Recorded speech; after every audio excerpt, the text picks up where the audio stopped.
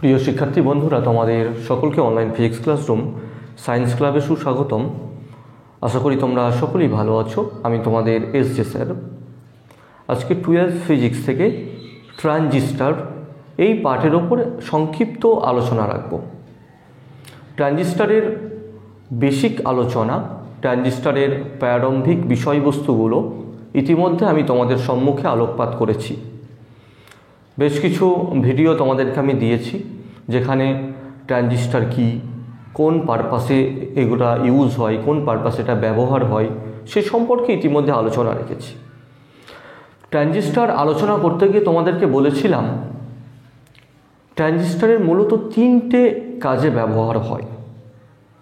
তার মধ্যে একটি গুরুত্বপূর্ণ ব্যবহার হলো অ্যাম্পলিফায়ার হিসেবে। ট্রানজিস্টারকে ব্যবহার করা হয় বিবর্ধক হিসাবে। তো সেই ট্রানজিস্টার বিবর্ধক হিসাবে কিভাবে কাজ করে, সেই ওয়ার্কিং প্রিন্সিপালটাই আজকে তোমাদের সম্মুখে আমি উপস্থাপন করব। একটা ছোট্ট গ্রামের মাধ্যমে আমি প্রারম্ভিক কিছু জিনিস তোমাদেরকে আমি বোঝাতে চেয়েছি। আচ্ছা, ফার্স্ট তোমাদের বলি অ্যাম্পলিফিকেশন বা বিবর্ধন বিষয়টা কি। আমি মাইক্রোফোনে কোনো একটা কথা বলছি, মাইকে কোনো একটা কথা বলছি, সেই কথাটা এনলার্জ হয়ে শ্রোতাবৃন্দের কাছে পৌঁছাচ্ছে। আমি যে কথাটা বলছি সেটা ইনপুট, সেটা কিন্তু ক্ষুদ্র একটা ভয়েস, খুব কম ইন্টেন্সিটির একটা সাউন্ড। সেই ভয়েসটা এনলার্জ করে, আমার কথাটা এনলার্জ করে দর্শকদের মাঝে যে পৌঁছাচ্ছে, এই এনলার্জিং ব্যাপারটাই হচ্ছে অ্যাম্পলিফিকেশন। আশা করি বুঝতে পারছো অ্যাম্পলিফিকেশনটা কি। অ্যাম্পলিফিকেশন হচ্ছে বিবর্ধন। এখানে আমি যে ছবিটা এঁকেছি সেটা একটু দেখে নাও। এখানে একটা এরকম ইনপুট সিগন্যাল দেওয়া হয়। এই ইনপুট সিগন্যালটা আউটপুটে দেখো অ্যাম্পলিফাই হচ্ছে, অ্যাম্পলিচিউডটা বেড়ে গেছে। ইনপুটের অ্যাম্পলিচিউড আর আউটপুটের অ্যাম্পলিচিউড খেয়াল করো। এখানকার অ্যাম্পলিচিউড যা, এর থেকে এখানকার অ্যাম্পলিচিউডটা অনেক বেশি, এখানকার অ্যাম্পলিচিউডটা অনেক বেশি। এখানে ট্রানজিস্টারের একটা ডায়াগ্রাম, সাধারণ একটা চিত্র তোমাদেরকে দেখিয়েছি, যে চিত্রতে ইনপুটের সঙ্গে আউটপুটের ভ্যারিয়েশনটা বোঝানোর চেষ্টা করেছি। ইনপুটের ভেরিয়েশন দেখো, এখানে অ্যাম্পলিচিউডগুলো, this is the amplitude, this part is the amplitude. এখানকার অ্যাম্পলিচিউড আর এখানকার অ্যাম্পলিচিউড খেয়াল করো। অ্যাম্পলিচিউড, এখানকার অ্যাম্পলিচিউডটা অনেকটাই বেশি ইনপুটের থেকে। এই যে অ্যাম্পলিচিউডটা বেড়ে যাচ্ছে, এই বেড়ে যাওয়ার কাজটাই ট্রানজিস্টার করে। এখানে 3টে মোডের ট্রানজিস্টার তোমরা জানো, সিবি, সিই, CC, common base, common emitter, common collector. তার মধ্যে সব থেকে বেশি ইউজ হয়, ওয়াইডলি ইউজ যেটা হয়, সেটা হচ্ছে এনপিএন এর সিই মোড। কেন ইউজ হয় পরে আলোচনায় আসছি। সব থেকে বেশি ইউজ হয় তোমাদের বইয়েতেও, টেক্সটেও যেটার উপর আলোকপাত করা হয়েছে, যেটাকে বেশি বেশি করে বলা হয়েছে, ব্যাখ্যা বিশ্লেষণ করা হয়েছে, সেটা কিন্তু সি মোডই। এখন ইনপুটের সঙ্গে আউটপুটের ভেরিয়েশনটা কমন বেসে দেখো, ফেজটা একই রকম আছে, ফেজ একই, ফেজ ডিফারেন্স নেই। এখানকার দেখো, এখানকার প্লাসের সঙ্গে এই প্লাসটা সেম, এখানকার মাইনাসের সঙ্গে মাইনাসটা সেম। অ্যাম্পলিফিকেশন হয়েছে বাট ফেজটা একই আছে, but there is a phase difference between this input and CE. Common এমিটারে কিন্তু ফেজটা পুরো উল্টে যায়, এখানকার প্লাস ভ্যালুটা এখানকার মাইনাস ভ্যালুতে কনভার্ট হয়ে যায়। যদিও এই প্লাসটা যে পুরোপুরি মাইনাসে কনভার্ট হচ্ছে, তার জন্য এনলার্জিংয়ে, সাউন্ডের এনলার্জিংয়ে কোনো প্রবলেম হবে না, সেখানে কোনো ভেরিয়েশন তুমি পাবে না। It's a graphical matter, internal ব্যাপার। তো এটা internally how it is changed, how this verification is coming, will discuss later part. Okay, তাহলে অ্যাম্পলিফিকেশন জিনিসটা হলো, তুমি কম ইন্টেন্সিটি, কম একটা ইনপুট দিচ্ছ আর বেশি একটা আউটপুট পাচ্ছ। This is the amplification. I give one example that when we speak in a mic, okay, and this smallest sound, it's going to enlarge, this smallest sound going to enlarge to the audience. তোমার ছোট্ট কথাটা, অল্প সাউন্ডের কথাটা অডিয়েন্সের কাছে enlarge হয়ে পৌঁছাচ্ছে। This is amplification.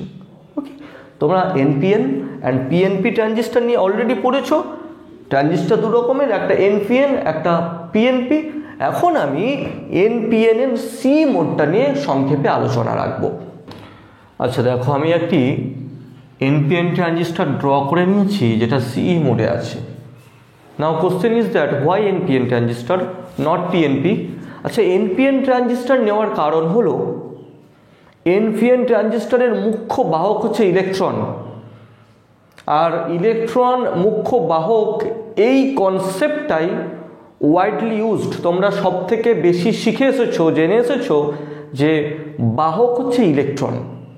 ইলেকট্রন বাহক ধরে বুঝতে সুবিধা হয় আর এটার ব্যবহারটাও বেশি, তার জন্যই এনপিএন মোড ট্রানজিস্টরকে নেওয়া। তোমরা অলরেডি জানো যে এনপিএন আর পিএনপি দুটো টাইপের ট্রানজিস্টর আছে।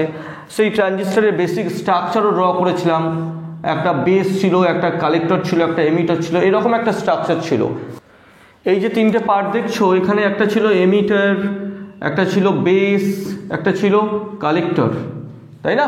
একটা ছিল এমিটার, একটা ছিল বেস, একটা ছিল কালেক্টর। এখন যদি পিএনপি ট্রানজিস্টরের কথা বলি, পিএনপি ট্রানজিস্টরের পিএনপি এইরকম একটা সার্কিট ডায়াগ্রাম ছিল, কারেন্টের ফ্লোটা ছিল এদিক থেকে এদিকে।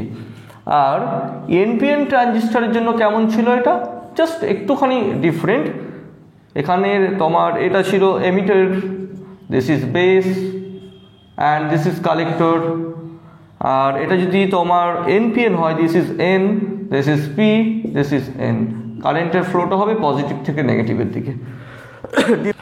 ডিফারেন্স ছিল অনলি এই অ্যারোটা সবসময় এমিটার থেকে বেসের দিকে ফর পিএনপি, আর এনপিএন এর জন্য সবসময় এই অ্যারোটা হবে বেস থেকে এমিটারের দিকে।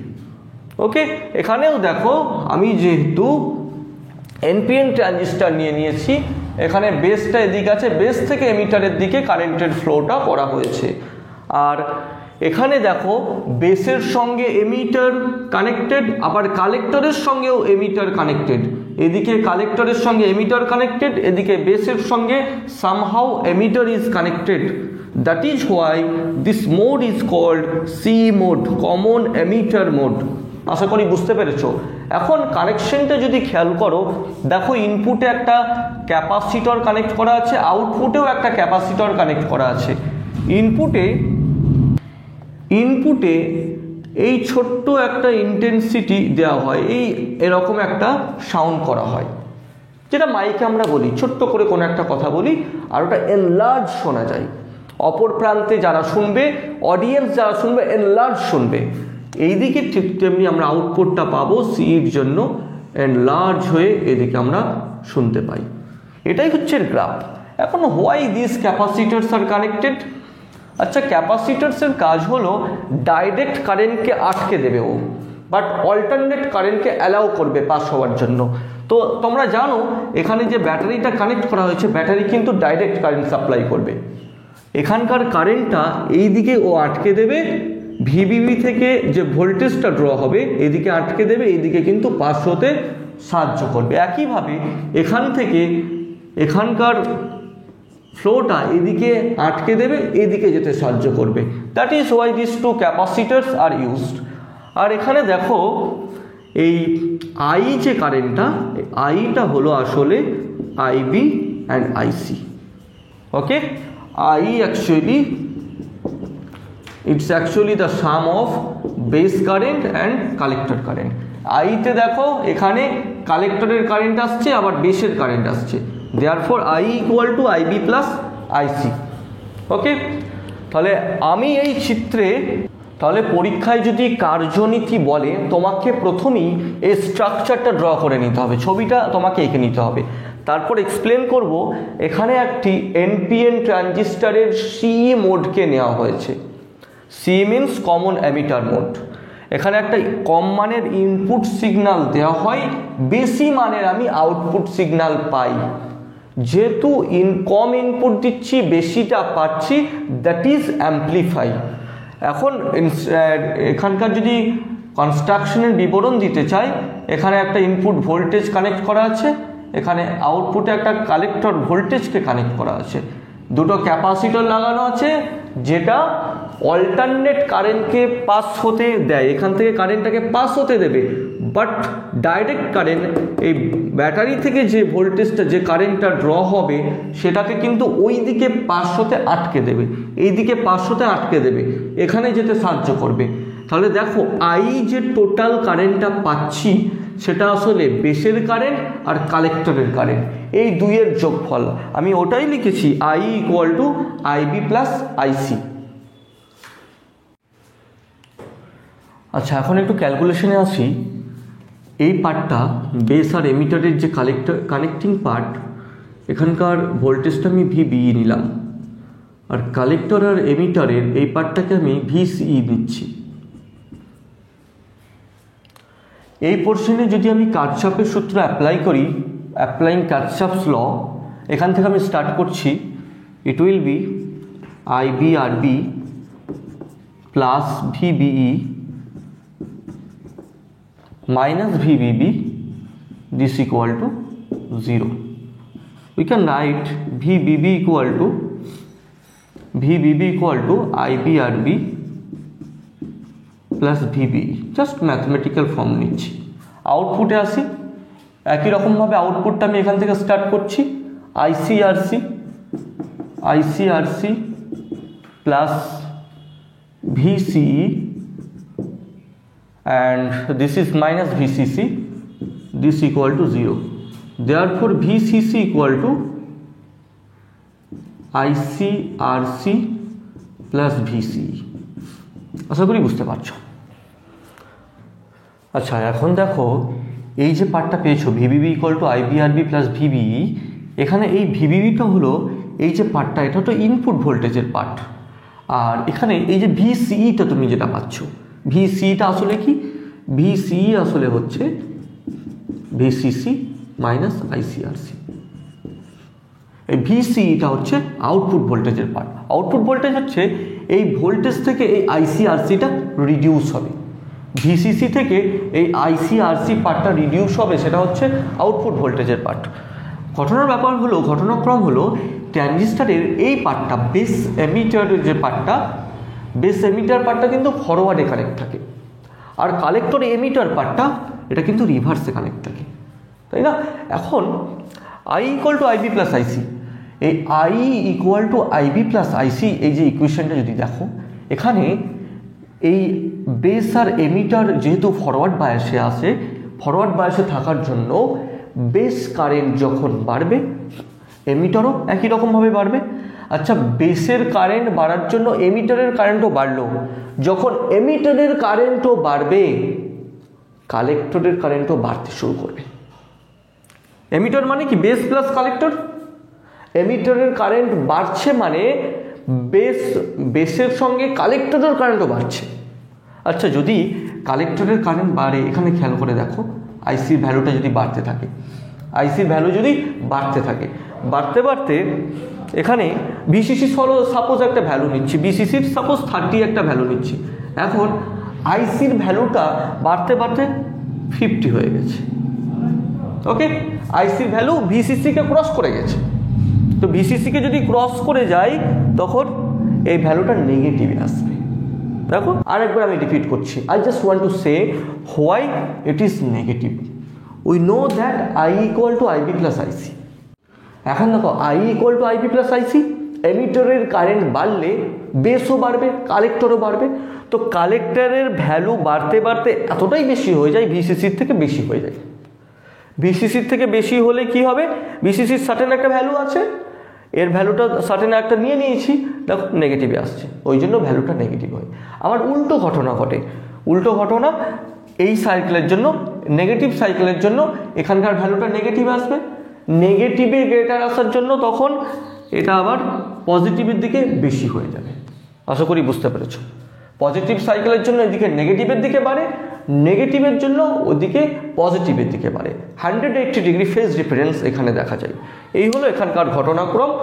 আচ্ছা, এখন যদি এই আউটপুট আর ইনপুটের ভ্যারিয়েশন করে আমি ভোল্টেজ গেনের ক্যালকুলেশন করতে চাই, সংক্ষেপে দেখে নাও ভোল্টেজ গেনের ক্যালকুলেশনটা কত হবে।